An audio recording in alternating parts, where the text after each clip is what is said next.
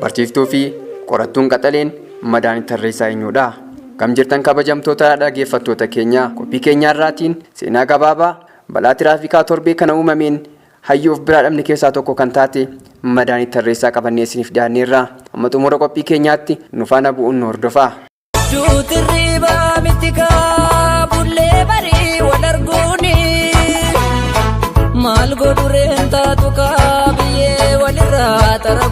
Barsiistuun qaxaleen lafaa dhuftuun Madaanit Tarreessaa magaalaa magariisa Baalee Agaafratti dhalattee kan guddatte yoo ta'u, maatii isheetii fi hawaasa Agaafraa biratti baay'ee jaalatamti. Yeroo barattuu turtetti barattootaaf moodeela kan taatudha. Akkasumas namaa walii galtuu fi uumamaan kan ofitti nama harkiftu turte. Barnoota kutaa 12ffaa xumurtee qabxii gaarii fiduudhaan bara 2007 amma 9tti Yuunivarsiitii Madda Walaabuutti barnoota seenaatti ramadamtee qabxii olaanaa galmeessiteetti. Turtii Yuunivarsiitii keessatti gooteen qabxii olaanaa waan galmeessifteef bara 2009 badhaasa meedaaliyaa wajjin eebbifamte.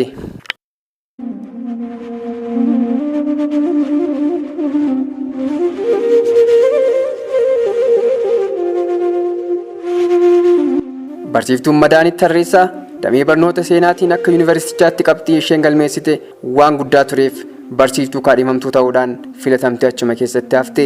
Qaxalee fi jabduun barsiiftuu Madaanit Tarreessaa Yuunivarsiitii Madda Walaabuutti waggaa 2 bara 2009 hanga 11 barsiisuudhaan erga tajaajiltee booda bara 2012 barnoota digirii 2ffaa barachuuf Yuunivarsiitii Haramayaa seenuudhaan hanga 2014tti barnoota ishee milkaa'inaa fi ammas qabxii olaanaa fiduudhaan eebbifamuu dandeesse.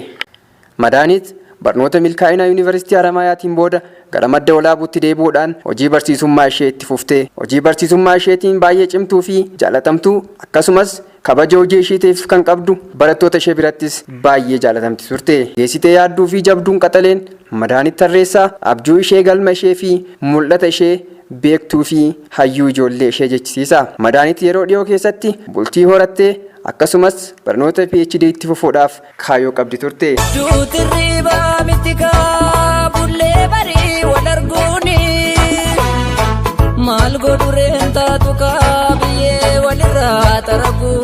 Waan baay'ee nama dinquu fi nama ajaa'ibsiisuun qorattuun dargaggeettiin qalbii ifaa fi mul'ata qabu kun eenyummaa aadaa fi duudhaa uummata Oromoo irratti qorannoo bal'aa fi gadi fagoo geggeessuudhaaf keessattuu Finfinnee fi naannawa isheetti seenaa bara 200 darbanitti hammeenya, gara jabina, baqa, dararaa fi gabrummaa uummata Oromoo irratti gahaa ture bifa fiilmiitiin dhalootaaf qopheessuudhaaf barreeffamaan qopheeffattee aadaa fi turizimii Oromiyaa akkasumas qaamota mootummaa garaagaraa fi namoota beekamoo wajjin wal baruudhaan kaayoo fi galma ishee beeksisuudhaan hojii jalqabdee turte.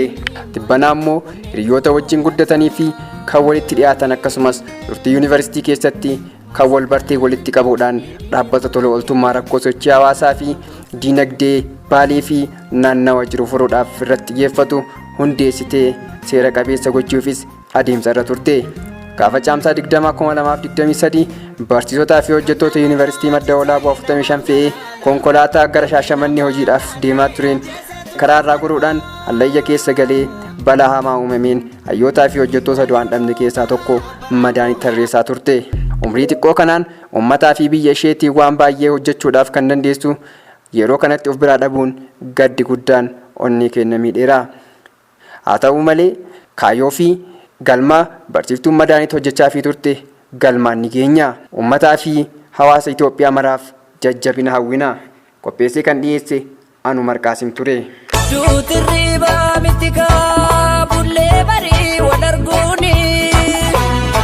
Maal godhu reenta tukaa biyyee walirraa taraguni.